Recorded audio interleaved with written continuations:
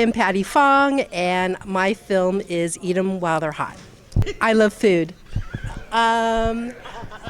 In 2024, I had an opportunity to go to St. Louis for the first time, and I was told I had to meet this man who made this unusual sandwich that you can only find in St. Louis, actually in Chinese-American chop suey house places, which is pretty much that's how Chinese food is served in St. Louis. So he made it for me. So he's so endearing. His name is Mr. Don Ko. He's in his 90s. I don't think he'll mind if I tell his age, but he's the sweetest, generous entrepreneur, active nonagenarian, and was really sweet. And he made me a sandwich and one to go. Walk us through your experience of eating the sandwich that inspired you to make this short. How good was it? It sounds pretty crazy. It's basically egg foo young, deep fried, between white bread, mayo, lettuce, tomatoes, and pickles. So it's fusion cuisine, but when it's hot, it's really good. So you ate this awesome sandwich, felt really awesome. What got you to do the short about him? What led up to that point? Well, my trip to St. Louis in 2024, actually, to make a long story short, started with an autopsy report and assistance from findagrave.com sent me to St. Louis to find Chasing a Trail, part of my family story.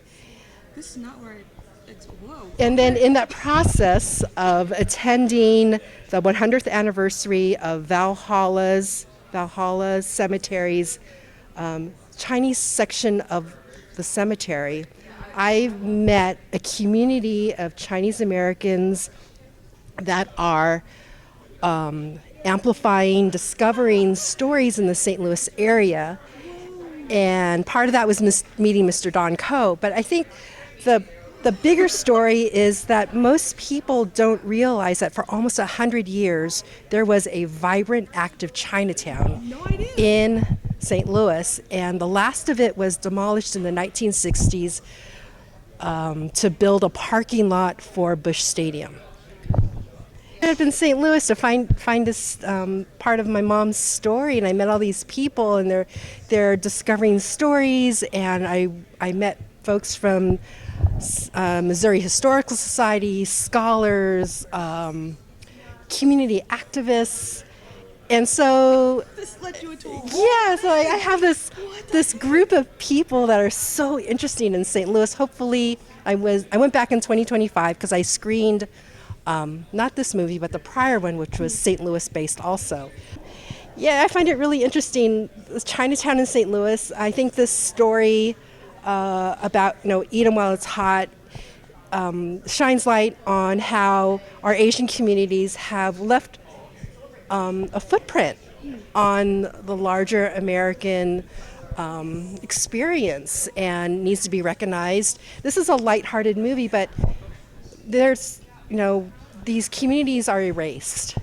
And so I think it's important to remember where our ancestors came from and the struggles they went through in St. Louis in the 50s. Discrimination, not being able to go to the public pool, being an outsider.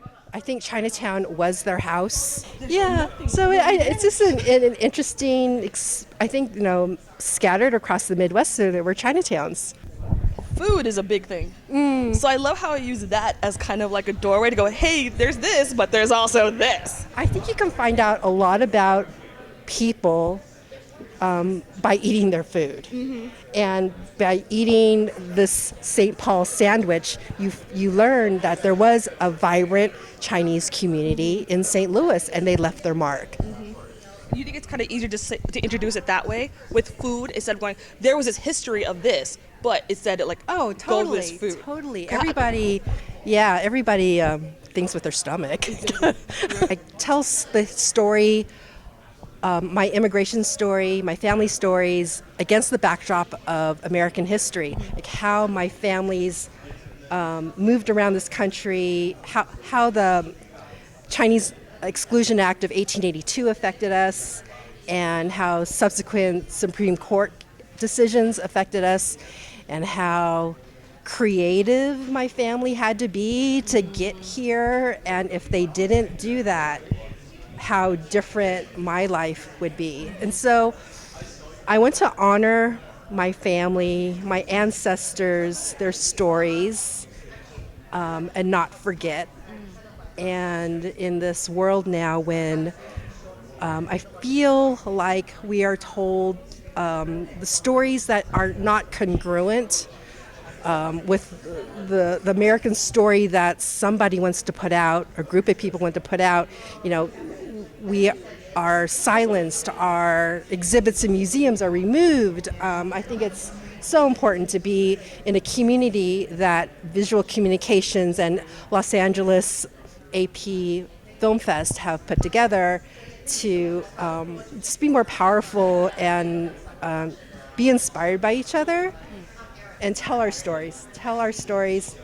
I encourage everybody, if you have a mom or a dad or aunties, uncles, even like cool neighbors, it's so easy now just to put your phone up and just ask questions. Yep.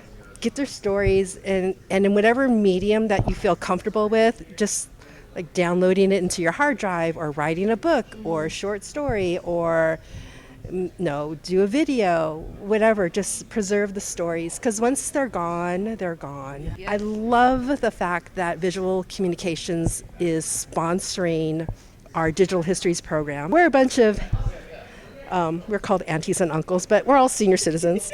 Call it what it is. And we're telling stories that only we can tell from our point of view, that we don't see on the screen. And so it's really cool, it's really powerful to have a voice in this stage of my life, to be surrounded by creative people that are curious and kind of goofy, and we're having fun every week. If someone says that, I'm too old, well, we have a nonagenarian in our group. And if you say like, well, I'm not good with tech, I'm really not good with tech, and my kids and my husband will attest to that. So, and yet you're here. I'm here, and you can do it. I did my film with an iPhone. So whatever it takes. Yeah. And you have a support system. And the tech is so good right now. There's really honestly no excuse. And actually, that's such a good question. Is we have the abilities, there's support, but what would help push people to go over that first step? Find a group of people with a common interest. I would think either sign up for a class, like at your, like there's some libraries that have classes, or community colleges, or just find a group of friends or similar interests.